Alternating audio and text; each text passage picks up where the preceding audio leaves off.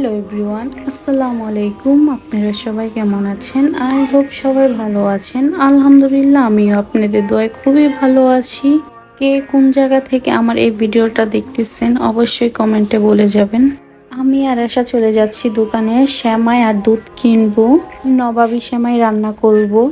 এর আগের একটা ভিডিওতে দেখেছেন যে আমি নবাবী সেমাই রান্না করার জন্য কাস্টার্ড পাউডার, কর্নফ্লাওয়ার আর কনডেন্স মিল্ক কিনেছি। আর বাকি সব সরঞ্জাম আমার বাসায় আছে।